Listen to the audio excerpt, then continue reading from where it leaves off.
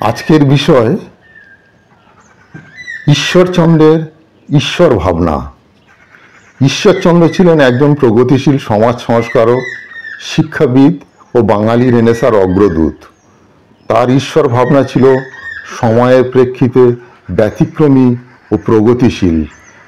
ঈশ্বরচন্দ্র ছিলেন একজন যুক্তিবাদী চিন্তাবিদ এবং তার ঈশ্বর ভাবনা ছিল তাৎপর্যপূর্ণ, কারণ এটি তৎকালীন সমাজের প্রচলিত ধ্যান ধারণার সঙ্গে সংঘর্ষ সৃষ্টি করেছিল।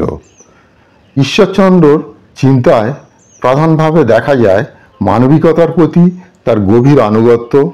তার মতে ঈশ্বর কোনো নির্দিষ্ট মূর্তি বা ধর্মীয় আচার অনুষ্ঠানের মধ্যে সীমাবদ্ধ নন, বরং ঈশ্বরের প্রকৃত উপস্থিতি মানব সেবায় নিহিত। তিনি বিশ্বাস করতেন মানুষ মানুষের জন্য যা করতে পারে সেটাই আসল পুজো বা ধর্মকর্ম। ঈশ্বরচন্দ্রের ঈশ্বর ভাবনা তাই আধ্যাত্মিকতার চেয়ে বেশি সামাজিক এবং নৈতিক ছিল। তিনি ঈশ্বরকে দেখতেন সর্বব্যাপী শক্তি হিসেবে, যা মানুষের কল্যাণে কাজ করে। ঈশ্বরচন্দ্রের মতে প্রকৃত ধর্ম হল মানবিকতা এবং এটি কোনো বিশেষ সম্প্রদায় বা ধর্মের দ্বারা নিয়ন্ত্রিত হওয়া উচিত নয়।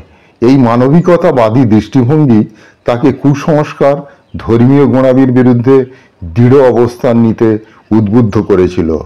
ঈশ্বরচন্দ্রের ঈশ্বর ভাবনার আরেকটি গুরুত্বপূর্ণ দিক ছিল তার যুক্তিবাদী মনোভাব। তিনি বিশ্বাস করতেন ঈশ্বর যদি থাকেন তবে তাকে যুক্তির মাধ্যমে উপলব্ধি করা উচিত, কুসংস্কার এবং অন্ধবিশ্বাসের মাধ্যমে নয়।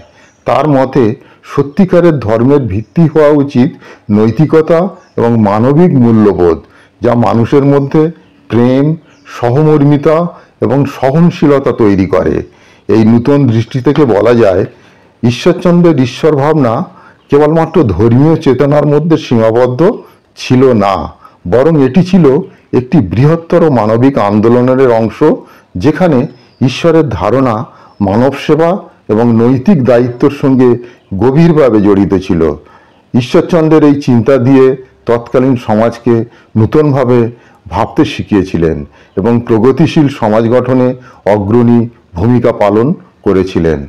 তো সুপ্রিয় দর্শক, আজকের এই ভিডিওটি যদি আপনাদের ভালো লেগে থাকে, এই ভিডিও ক্লিপটি লাইক করুন, শেয়ার করুন, আর আমার চ্যানেল হকের গল্প সাবস্ক্রাইব করুন। ভালো থাকুন, সুস্থ থাকুন।